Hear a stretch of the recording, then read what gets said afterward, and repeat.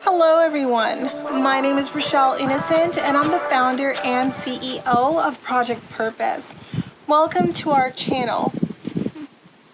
Our community is focused on fostering the intellectual and character development in children. We do this through our parent-child workshops that are focused on 4 themes: autonomy, self-efficacy, compassion, and self-concept, in order to cultivate grit, perseverance, and resilience in each child. And we are so thrilled to be offering one of the first of its kind digital, virtual, and continuous learning environments, enabling parents and children to connect from all around the world. At Project Purpose, our overarching mandate is to renew and rebuild family, community, and relationships. Our different social media platforms provide us with an opportunity to have discussions and to create space on all topics that relate to family, community, and relationships with ourselves as well as with others, with a primary focus on mental health and education. More precisely, the ways that the institutions of mental health and education play a role and have played a role in our societies at large. These discussions and debates provide us with an opportunity to think critically about what needs to change within these structures for us to live up to our bold slogan, support, protect, and empower each child through youth-focused development, better known as leadership in juvenescence. We recognize that in valuing our children's leadership potential, this also translates as recreating and co-creating environments, both socially and politically, that will enable our children to thrive. For those of you who are particularly keen on the topic, we also write thought pieces every other Sunday. We actually just dropped a piece this past Sunday, so be sure to meander over to the website and check out our online content. Now, if it is the case that you are looking for a listening alternative, we're available wherever there is a podcast, so we've definitely provided you with some links to 12 of the podcasts that we're on down below, but we're pretty much available wherever there are podcasts playing. Now, as is the convention, be sure to subscribe, hit that post notification bell so that you are aware of every time we post. And of course, if you like these conversations and you want to keep them going, like, comment, and share this segment. Let's get into it.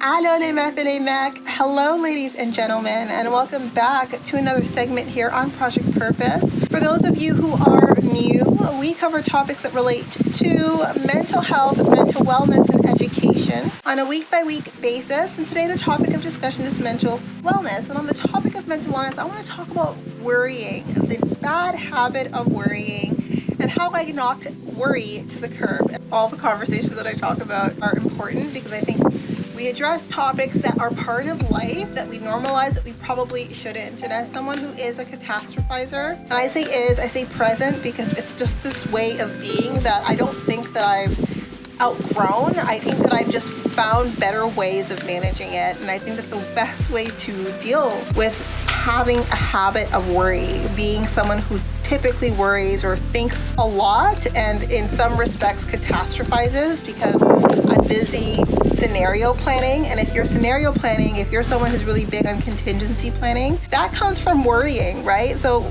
it comes from worrying and trying to offset the worry with a plan. And so I want to talk a little bit about how planning, how being a master planner has really helped me curb worry. And I think that is twofold. One of the things that I've learned when it comes to worry is that worry is one of those habits that burns so much energy but doesn't guarantee that the thing that you're worrying about is going to happen or isn't. There's no amount of mental energy that you can spend on any given thing that's going to make it happen the way you want it to or make sure it doesn't happen at all. And so what I've learned about worry is that it is a tailspin that leads to nowhere. So as a result of that, what I do to curb my worry is I leave it at a concern. When a thought comes up that could easily transform into worry, I encapsulate that thought and I'm like, is this something that needs to be addressed by me? Is this something that is within my realm of control? Is this something that should or ought to be a concern in this present moment. And in this present moment is so important because sometimes we worry about things where we're not even in the initial phases of discovery or of planning or of implementation for those worries to even have any real logical sense. So like if we were further along, if we were a little bit more involved, if we were a little bit more immersed in a given process, then worrying about a specific outcome would make sense. But if you haven't even started and you're worrying about the end, then like that for me means in this present moment, this worry doesn't need my attention. It will need my attention when I've invested more energy or when I'm further along. So I like to do these different habitual parking lots. And what I do is I parking lot a worry that I feel is valid, but not valid for right now. It's valid for later, and I'll put it in a parking lot. I'll address it at a later time when it makes more sense. And so that's how I demarcate between a worry, something that's kind of nonsensical, that's a burn on my energy, that takes too much of an emotional and a mental toll on me, but it has no return on me spending time thinking about it, to a concern. And I think concerns are valid. I think that concerns are things that require our attention, but not for the purposes of ruminating or cycling down this rabbit hole of hypothetical situations. It requires an action plan. And what I've learned is that when I decide that a specific worry is worth my attention right now, I reframe it as a concern. And concerns for me are valid. They require my present attention. And what I do with concerns is I create a plan. And that plan is specifically only what's within my realm of control. And then I stamp that plan with, at the end of the day, it is what it is. I have now, at this stage in my life, encountered so many experiences that I never even thought to worry about because I didn't think that those kinds of things would happen to me, that I realized that like life is going to happen whether you worry about certain things happening or don't. And it doesn't mean to be careless. It doesn't mean to be, flippant about life, but it does mean that there are certain worries that are so beyond your realm of control, so beyond your realm of reality, that to worry about them is to take away from the beauty of this present moment. And I can tell you that there is beauty in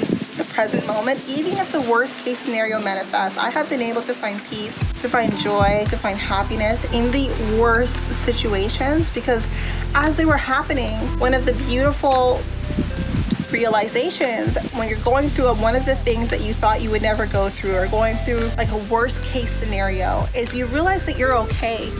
And I think that that is just such a beautiful realization, that you realize that you're okay. And more importantly, even if you're shaken, even if you're shocked, even if you're dealing with a moment of just disbelief, and I'm someone who cycles through denial and disbelief like more often than I think most people do. I think it is a coping mechanism to allow my brain and my mental and my emotional to catch up with my physical. I think my body takes in information real time, but my mental needs a little bit more time, so it gives me a little dose of denial so that I can like recalibrate. And then my emotions need a lot more time, and that's my own coping mechanism. I like to put my emotions in a very short leash because I have experienced very, very strong emotions. But as a result of that, like when I am in a cyclone of activity, when I'm in the middle of a very high stress, high strung, like incredibly unbelievable situation, trust and believe I am drinking many, many gallons of denial, right? Like even if as I'm saying the words, as I'm framing my reality, as I'm speaking these words into existence, I'm battling with my own denial. There's a lot of shock and denial that helps me catch up mentally and catch up emotionally to what I'm experiencing in the physical. And so because I've experienced that so much, I've learned that to worry about these situations is to discredit your ability to manage through and to navigate those situations effectively. And I have learned that when I just let go of worry and I allow myself the opportunity to catch up mentally, to catch up emotionally to what I'm experiencing physically, I am more than capable of pushing through. And I have always been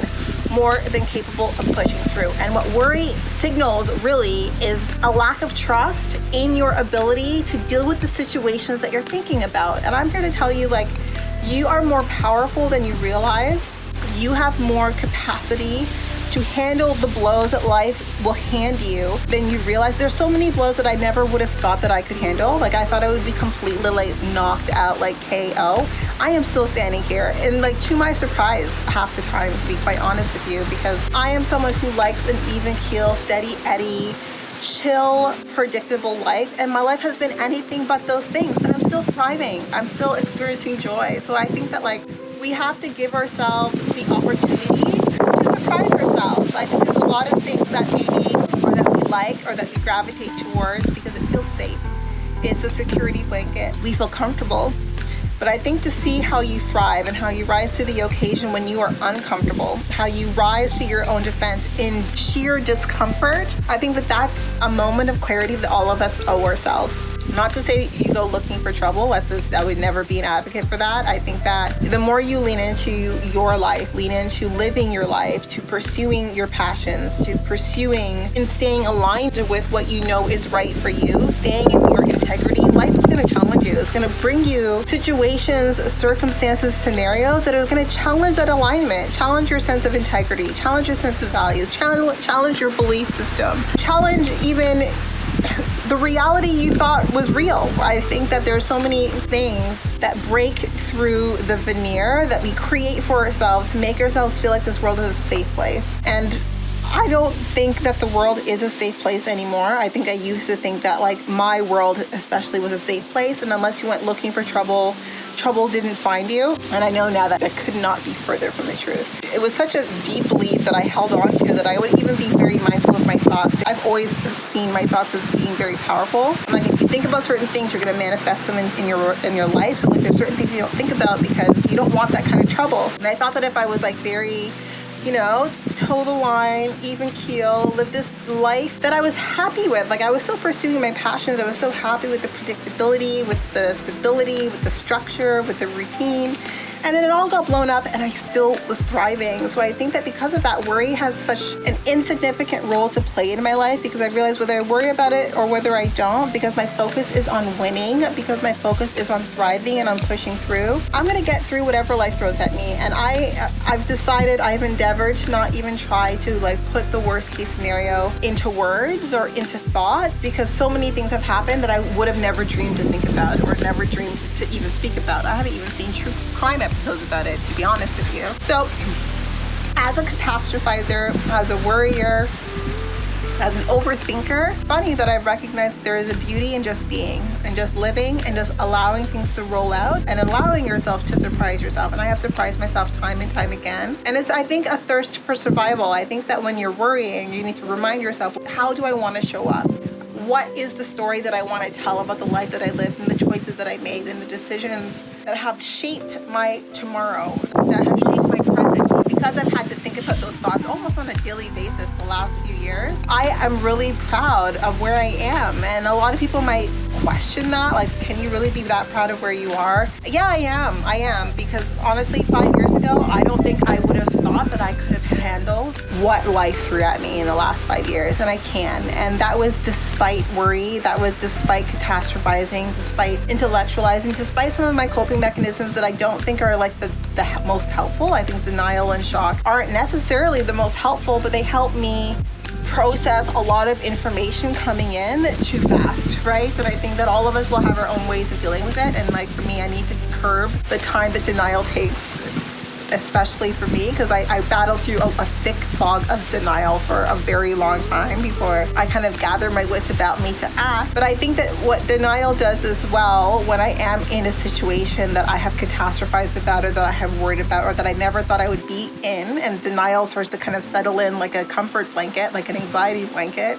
it gives me an opportunity to think, to breathe, and to plan. And I think the best strategy for worry, for concern, for panic is a plan. You need to have a plan. And even if you're shaking and executing the plan, like a lot of my plans that have been successful, it wasn't because it was smooth, right? They weren't plans that were seamlessly executed because I was a novice, right? A lot of these plans, like I've envisioned them, but I've never really done something like that before. So, I was shaky on my feet. I probably looked a little confused or a little like I didn't know what I was doing, but I still did it, right? Because I gave myself the space. I think denial and shock gives you the space to collect yourself and to figure out, well, what do I do now? And I think moving to action, worry is like this abstract space of paralysis where you move to action, like, well, what am I gonna do now? Like, how do I combat this shock? How do I combat this denial? If this is real, like, what is my next step? It has allowed me to move carefully, to move strategically, and also to move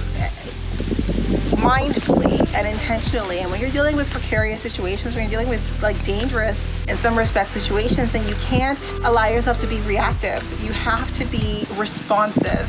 And people think proactive. Sometimes proaction is not really on the table because you're in it right now. Like there's no opportunity to foresee anything. You're like in that situation, but you don't want to react, you want to respond. And when you respond, I think when you give yourself an opportunity to kind of recalibrate the denial, recalibrate the shock, push down worry, move to action, you will be amazed at the energy that comes out of that, at the sheer power that comes out of it. And I think that there's something that I can share on this channel is the will. It's the will to do and to be all that it is that you want to be, despite the world wanting something differently of you. I think that I have learned the power of my own will. I have learned the power of my own determination. I've always known I was tenacious. I've always known that I was determined, but I didn't really know how powerful those states are, how powerful those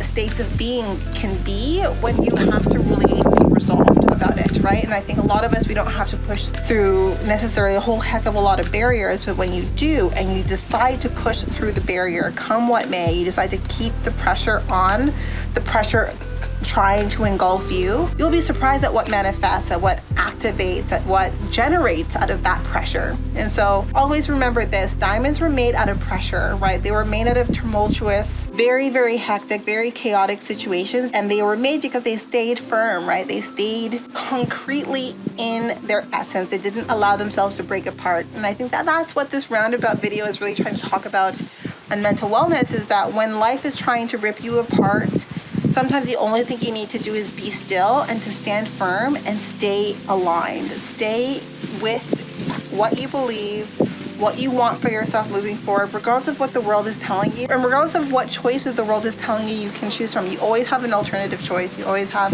an option that's not placed on the table.